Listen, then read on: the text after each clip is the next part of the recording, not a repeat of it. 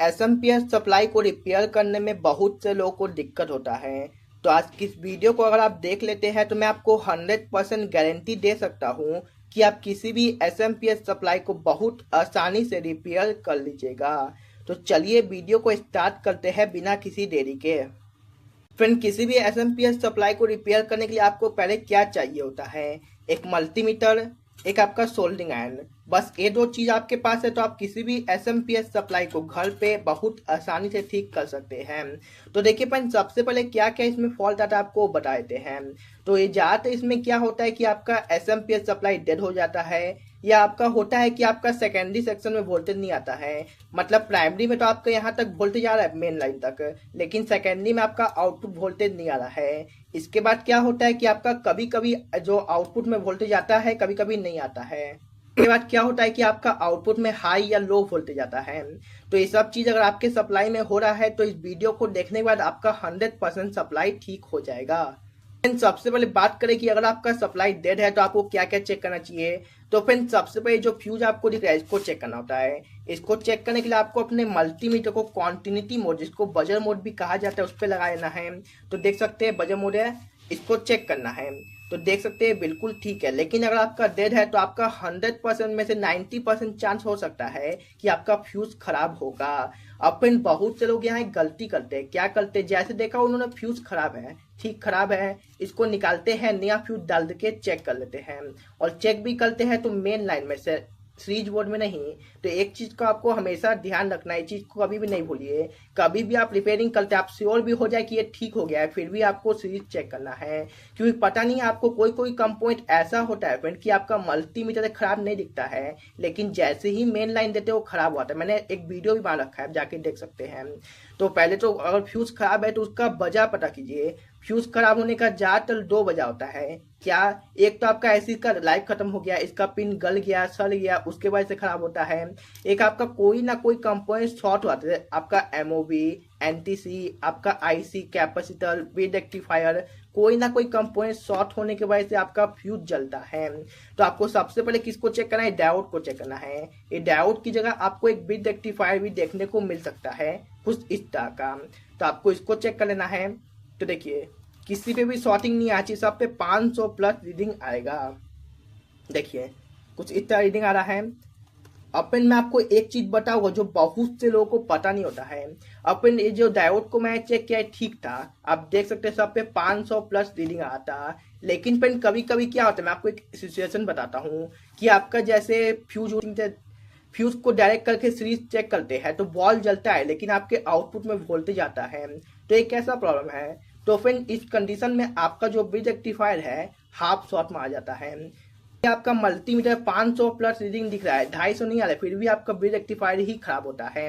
कभी कभी इस कंडीशन में आईसी भी खराब हो जाता है। तो आपको क्या करना है, अगर आपका वोल्टेज आउटपुट में आ रहा है लेकिन आपका सीरीज का बॉल बहुत ज्यादा जल रहा है, जैसे मैं एक एलईडी बल्ब रिपेयर किया था, वो 10 वॉट का, लेकिन सीरीज बॉल में लगाया मैं 100 वॉट लिया था, लेकिन आउटपुट में उसका बॉल भी जल रहा था और बिल्कुल प्रॉपर वोल्टेज दिया था। तो उसमें क्या दिक्कत था कि आपका डायोड खराब था। और ऐसा ही एक और सेम कंडीशन था, उसमें डायोड नहीं खराब, उसका आपका आईसी खराब था। तो सबसे पहले आपको ये डायोड या ब्रिज रेक्टिफायर को चेंज करके देखना है। कभी कभी ऐसा भी होता है कि आपका जो ये डायोड है ये आपका मल्टीमीटर खराब नहीं दिखता है, लेकिन जैसे ही वर्किंग में आता है ये आपका शॉर्टिंग बनाने लगता है। तो आपको ये चीज चेक करना है। इसके बाद फ्रेंड, अगर आपका आईसी है तो आईसी को मल्टीमीटर चेक नहीं किया जाता, आपको पता है। को चेक कीजिएगा तो आपको ठीक तरह से रीडिंग नहीं मिलेगा। तो सबसे पहले आपको उसके बाद डायोड चेक करने के बाद आपको एक कैपेसिटर और ये जो कॉइल है इंडक्टर कॉइल, इसको चेक करना है। तो सबसे पहले कैपेसिटर को डिस्चार्ज करना, चार्ज होगा तो आपका मल्टीमीटर खराब हो जाएगा। तो इसको चेक करते हैं। तो देखिए ये ठीक है, हल्का शॉर्टिंग है, इससे कोई दिक्कत नहीं है। अब फ्रेंड, बहुत से लोग क्या करते हैं, देखिए इंडक्टर कॉइल है बिल्कुल ठीक है। अब फ्रेंड, बहुत से लोग क्या करते हैं, कैपिटल चेक करते टाइम सिर्फ आपका ये शॉर्टिंग चेक करते हैं। लेकिन फ्रेंड, इसके ऊपर एक म्यूएफ होता है, आपको पता होगा। और म्यूएफ इसका कम हो जाता है तो भी आपका सप्लाई में दिक्कत है। क्या दिक्कत होता है कि आपका लो वोल्टेज आता है, और जैसे ही आप सप्लाई पे लोड डालते हैं आपका वोल्टेज डाउन हो जाता है। तो ये कितने में आपका 6.8 और आपका 10 यूएफ का, मतलब 16 यूएफ इसमें हुआ चाहिए कि दोनों पैरेलल में है। तो इसको चेक करते हैं। इसका मैं इसको लगाता हूँ आपके म्यूएफ मोड में, 20 म्यूएफ पे लगाते हैं और इन दोनों पॉइंट पे चेक करते हैं।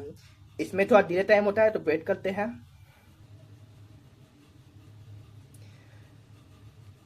तो फ्रेंड देखिए आउटपुट में कितना दिखा है 8.4, लेकिन इसमें होना कितना चाहिए 16। तो ऐसे ठीक है, चल जाएगा, ज़्यादा कम नहीं है। अगर बहुत ज़्यादा कम होता 2 या 3 होता तो आपका दिक्कत था। तो अब इसके बाद आपको क्या चेक करना है फ्रेंड, एक उस एसएमडी कंपोनेंट, एक आपका रेजिस्टेंस है, डायोड है, ये सब का आपको चेक करना है वैल्यू देख के। अगर एसएमडी कंपोनेंट का आपको पता नहीं है क्या चेक किया था तो मैंने बना रखा है वीडियो, आप जाके देख सकते हैं। इसके बाद क्या है फ्रेंड, आपका एक एसएम ट्रांसफार्मर है।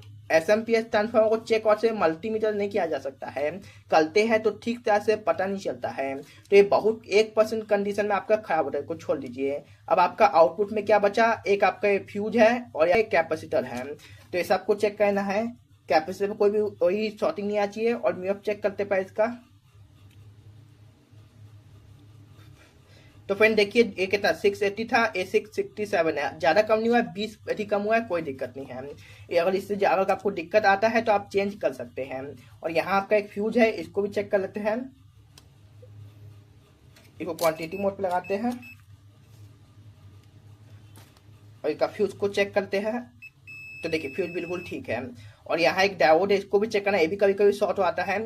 तो देखिए एक तरफ से आपका शॉर्टिंग आ रहा है, चल गया, क्योंकि आपका यहाँ कैपेसिटर है, चार्ज हो गया था। और आपका एक रेजिस्टेंस भी है, ये भी बिल्कुल ठीक है।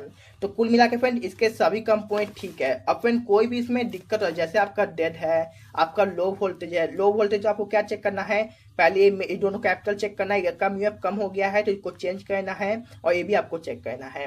फ्रेंड कभी कभी क्या होता है कि आपका आउटपुट में लो वोल्ट दिखाता है, लेकिन आपका सभी कैपिटल बिल्कुल ठीक होता है। तो क्या होता है फ्रेंड, जो आपको एक डायोड दिख रहा है, ये आपका शॉर्ट की डायोड है। क्या करता है, आपके वोल्टेज को प्योर कर, जो आपका एसएम ट्रांसफार्मर से वोल्टेज निकलता है उसको प्योर डीसी में बनाने का काम करता है। तो ये शॉर्ट हो जाएगा तो आपका वोल्टेज हल्का डाउन होता है। तो इसको भी चेक करना है।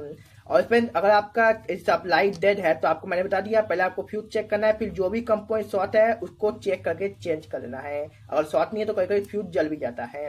तो फ्रेंड यही आपको पार्ट बाय पार्ट चेक करना है। और फ्रेंड एक होता है कि कभी कभी एसएमपीएस ट्रांसफार्मर जैसी लाइन देता है उसी वोल्टेज आता है, प्रॉपर वोल्ट आता है, लेकिन 1 या 2 सेकंड बाद चल जाता है। उसका कारण क्या है, उसका कारण ये है ऑप्टोकपलर। फ्रेंड ये क्या होता है, आपकी आईसी को फीडबैक देने का काम करता है। और से इस तरह के छोटे सप्लाई, पुराने सप्लाई में आपको ऑप्टोकपल देखने को नहीं मिलता है, लेकिन जो आपका इस सप्लाई उसमें ऑक्टोकपल देखने को मिलता है। तो आपको ऑक्टोकपल चेक करें, इस पे एक तरफ रीडिंग आता है, एक तरफ रीडिंग नहीं आता है। तो ये क्या होता है, जैसे यहाँ लाइन देता है इसके ऊपर लाइन नहीं आती, इसके वजह से आपकी आईसी को बंद कर देता है। तो अगर आपका सप्लाई डेड है या 1 सेकंड के लिए वोल्टेज आता है फिर चल जाता है तो आपको इसको चेक करना है। तो फ्रेंड ऐसे ही आपको स्टेप बाय स्टेप सभी कंपोनेंट को चेक करना है। जो कंपोनेंट भी खराब होता है आपको उसको रिप्लेस करना है, नया डाल देना, आपका ठीक हो जाएगा। और फ्रेंड सभी चीज को चेक करने के बाद आपको पता नहीं चल पा रहा तो आपका आईसी का है 100%। तो फ्रेंड अगर आपको ये वीडियो अच्छी लगी, कुछ नया सीखने को मिला, तो वीडियो को लाइक और चैनल को सब्सक्राइब जरूर कीजिएगा।